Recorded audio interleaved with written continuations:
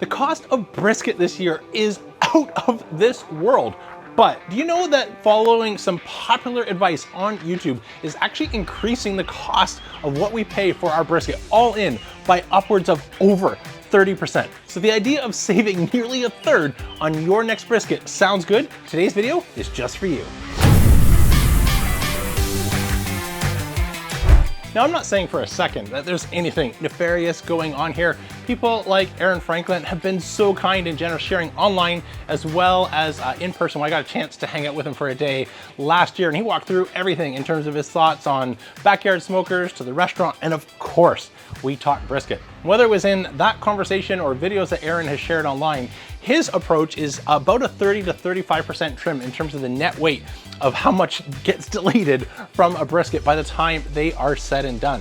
And this makes perfect sense if you put yourself in the shoes of Aaron Franklin, but there are many things that just don't apply to the average backyard pitmaster. First, if you are worried about a Texas Monthly editor showing up, you need to make sure that every slice is absolutely the best slice of brisket that you've ever served. So making sure that you get aggressive with your trim to help maximize your chances of this happening is absolutely essential. The second approach relies specifically on the type of cooker that you're using. If you're using an offset cooker like they are using at Franklin's, where you got a lot of convective airflow moving over the top, these are notorious for burning anything that's sticking much higher than the rest of the brisket. So the mohawk is often a victim here. Unless you trim it off, it's just going to burn and not something that you would want to serve to an end user customer. And last but not least, this also doesn't necessarily apply to most backyard pitmasters, but in the restaurant, they are using all of that fat and or trim to add into their sausage mix or a whole bunch of other sides and things that they serve. And so while they may not be throwing out 30 to 35% of your dollar in the backyard, if we just blindly took the trim advice that most popular trimming videos are highlighting, we are throwing out good hard cash for absolutely no reason at all. So while today's brisket may not be the best brisket or a competition brisket, I'm gonna try and share my approach for the best value brisket that you can turn out for your friends and family in the backyard. Because we're going family style, I'm gonna opt to go a little bit simpler on this brisket, since I want three things when this is all said and done. First, we're gonna start off cooking our entire packer brisket with a bare minimum trim, making sure that nothing goes to waste so that we get 100% of our total dollar working for us. The second part of that is we're gonna start cooking our brisket as an entire packer brisket, and then we're gonna break it into two muscles midway through the cook so that we can focus on creating burnt ends as an appetizer, as well as getting some slices and anything else that we don't absolutely love the look of, like Aaron is worried about trimming off and throwing away or into another product. We're just gonna chop that up and add it into some chopped brisket sandwiches. So this is gonna give us a little bit of everything to make sure every bit of our brisket gets used, and we have three amazing brisket dishes to enjoy when it's all said and done. Because we're going for a more simple family cook, I'm also gonna go for a more simple setup. I get absolutely my best results if you want to throw everything at it to get the most out of a Kamado cooker. Today I'm going to use my extra large big green egg, but I've got books on that, the Kamado Joe, as well as the Primo, including double indirect setups and live fire setups. And we can absolutely geek out and focus on turning out the best possible result. And I absolutely believe this. I had a chance to cook for Cooper at Barry Barbecue, and he said he'd be happy to serve my food right alongside his. So I know if we put everything, all of our attention and focus into turning out a great result on a Kamado, it is possible, but it is also a lot more work. So to keep this family friendly, I'm gonna do a more simple approach. So to fire up my big green egg, first thing I'm gonna do is clean out any ash. I'm gonna add some wood chips and chunks into the kick ash can in the bottom of the egg, install my kick ash basket and add a couple more wood chunks before covering that up with coal and getting my Grill Blazer grill gun out to start a nice hot fire in the middle and place one more wood chunk on top. This is gonna give us plenty of smoke at the beginning when we first add our brisket. Plus, once our coal burns down, we're gonna get the supplemental smoke of the wood chunks that we buried. And as those hot embers start to fall down, they will combust and ignite those wood chips that we scattered into our kick ash can down below. This is by far the simplest way to keep supplemental smoke rolling all day without having to tackle opening up deflectors and moving things around, burning a live fire, and or planning for much more fuel if we're gonna go double indirect. That, by the way, is the point of double indirect: more fuel, more flavor, but it is a couple extra steps. And if you haven't heard that, we're gonna keep it simple today and do a bare bones setup. While I get to work on firing up our grill, let me take you back a little bit earlier and show you my approach, not only how to pick the best brisket to make sure that you save the most amount of money, how we're gonna trim and season it up for today's three-way brisket. All right, let's get this out of the packaging. So here you can see step one of our money saving plan in action now that we've got this out of the cryovac. So the first thing that we wanted to look for happens when we're in the store, which is we do not see massive thickness differences in our flat. You can still see this tapering down, but sometimes they will get much, much worse than what we're maybe about an inch and a half or so here on the bottom at the thinnest part. By avoiding a super thin, almost like a flank steak, we're going to save what we trim off here, not have to lose as much. The other bit that we're going to save is looking at our mohawk, where we have sort of massive sort of mound sitting on top, which is often what you see get sacrificed first. And I can't do much to control here, but any of our decal fat, this is what's going to go into our tallow blend. This hard fat is stuff that makes great tallow, and anything on the bottom, this is just gonna be a matter of we get what we get. So I'm just gonna do a micro trim on here to try and retain as much of our brisket as possible, and we are going to use 100% of everything that I take off, including this good hard fat on the decal, which is going to go into making our beef tallow, which I'm going to use for the hold and presentation later on. Okay, so far you've seen we've lost really no meat. We've just got some of that hard fat. The next part that I'm gonna focus on is on the opposite side of our hard decal fat. If we flip over back to the top, you can see we've got a little bit more of that hard fat on our point end. If you wanted to bite into that and have that there, you can absolutely leave that on, but since this is well over ½ inch and we're going to do burnt ends out of our point end, and then our flat is going to serve as our sliced brisket, I'm gonna get a little bit more aggressive, but you could absolutely leave this as is. But I'm gonna get a little bit closer to scalping the point end so we can get as much seasoning to stick on there, and rely instead on the fat, the intermuscular fat, which is much more concentrated on the point end of our brisket than it is on the flat end for our juiciness and flavor. So don't be afraid to get a little bit aggressive on the point end. This is not going to be what is at risk of drying out. Okay, that looks good. Let me grab a scale and see what we've actually taken off versus what we're retaining. Okay, we're back. We'll do the math later on screen, but add everything I took off for trimmings. Yeah, that's 336 grams, whatever that is. 6,233 grams. So if I did the math right, we took off about 0.7 pounds in terms of fat that we're going to render into tallow, leaving just about 13.7 pounds of our brisket. So again, if I did the math right, we took off just about 5% versus some of those normal trims approaching the 30 to 40% ratio. So we're getting to keep nearly everything on this brisket. Let's season it up, get it ready for a bit of a dry brine.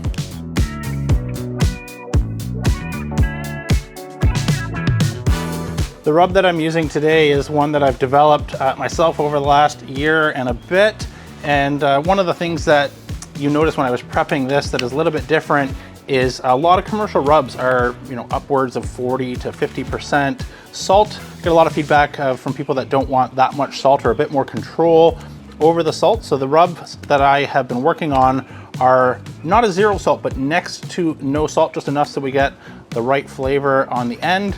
And that means you can work with either a dry brine where we're just to apply our salt to this, let it sit in the refrigerator overnight, or you can add your salt like we're doing today and add our rub ingredients and ratios, and you can make anything you want following the ratios that I'll have available when this eventually comes out.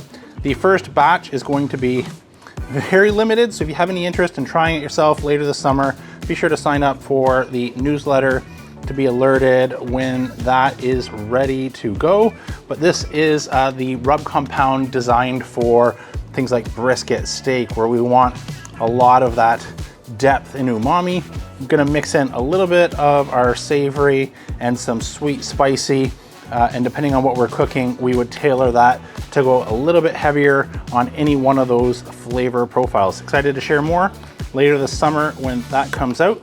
But if you're following along with your own rub, and you just want to stick simple salt and pepper, that absolutely works as well.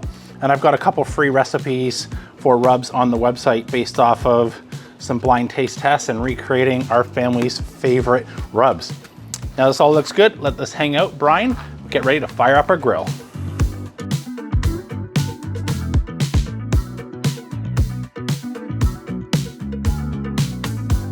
All right, so far so good, right? We've got our free tallow already strained off and sitting and waiting. And as you can see, I just did a probe temperature check in a couple different spots. I inserted my ProTemp 2 Plus in the flat end, which I always recommend just to make sure that's the most sensitive to overcooking, that we don't go over. But we've got a pretty big gradient between our flat as well as our point doneness in terms of how that's probing. And that's to be expected. When we do less trimming, we have a larger size difference between our flat end and our point end, which is only going to exacerbate this issue. I'm not concerned though, because our plan is actually to convert this into not only burnt ends, as well as slices and some chop. So let me show you exactly how we're going to now break these two brisket muscles in half and turn out an amazing result on both the point end for some burnt ends, as well as some slices in the flat.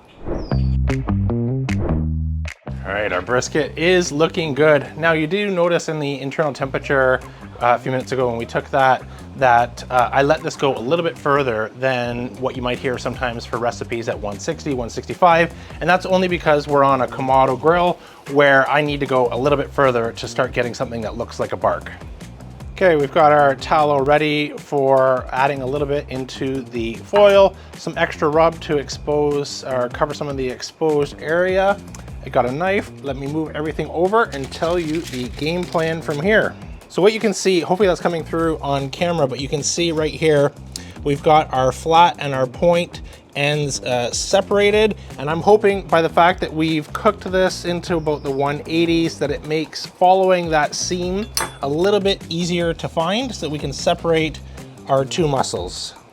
Giving that just a little bit of a pull up so that I can follow the fat versus slicing into our actual brisket. Gravity is giving us an assist here. I don't know if you can see this line on camera, but that is starting to show again where our muscle fibers are running.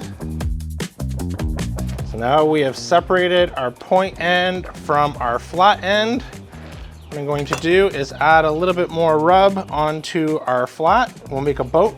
Take you fast forward while we get this in a boat with a little bit of tallow on the bottom. And then the same thing here for our point end. So I think we are nearly there. In fact, let's take a peek, which I just did before rejoining you. And I think our point and our flat are looking fantastic. So at this point, our flat is finished and ready to come off and start its rest. And since our burnt ends are gonna serve as an appetizer, we're gonna get to work getting those to turn into delicious burnt ends right now. So let's go grab some high-heat gloves, get these off, come back to the kitchen, and we'll get our flat end resting and our point end ready to turn into some barbecue magic. Nothing fancy here. We're just gonna wrap our brisket, let it rest, and get it as tight as possible so there's no more steam escaping. That rest. For our point end, I'm gonna save this foil boat that's got some rendered beef tallow fat in there. We're definitely gonna want to use that, so I'll just remove it add it to the cutting board. We can cube that up and then we'll mix everything together back in this pan.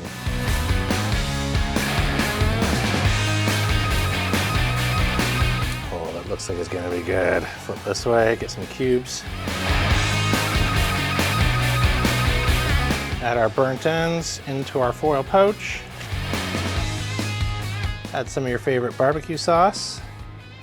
It's a version I've modified from the Bari barbecue recipe they shared.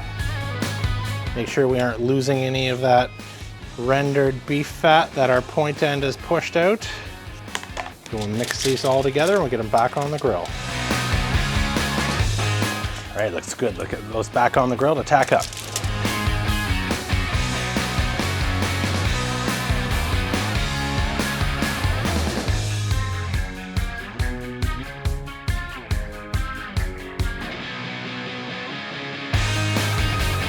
Well, nighttime is the right time. So our game plan here, get some slices out of our flat, and if we've got anything that we want to add into our chop, nothing is going to go to waste. Let's come nice and close, get a couple slices.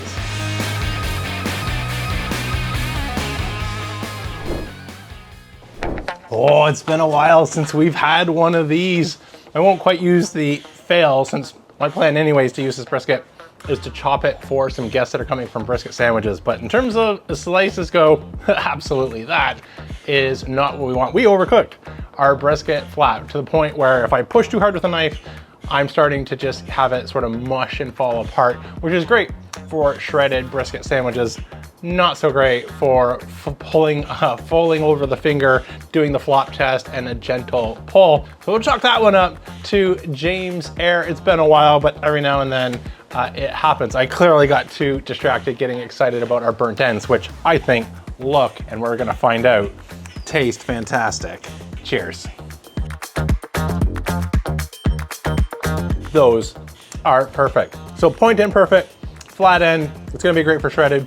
Not what we want for slices.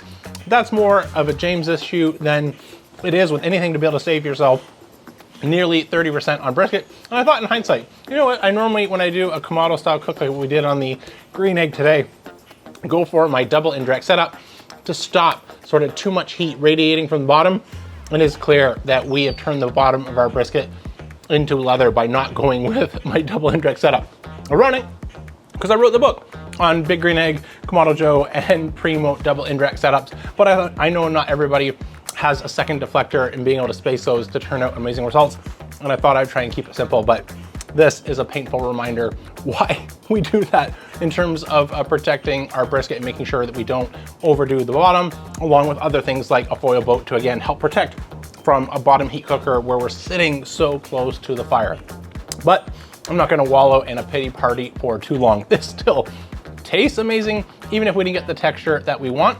And the headline here is, again, this saved us approximately 30%. Nothing went to waste. The 5% that we trimmed, we turned into tallow, which we were able to use as later on in our cook to add some of that fat back in. And outside of that, everything else got used. So if you're not cooking for a competition, thank goodness today happens, but not today, or for a restaurant, also thank goodness, there is so much more that you can get out of your brisket by throwing away the book on YouTube in terms of how to trim your brisket and make sure that you get everything that you paid for, whether it's gonna be slices, burnt ends, or in my case, lots and lots of sandwiches. That's it for today. I'm James from Barbecue signing off. Remember, don't be afraid to fire it up.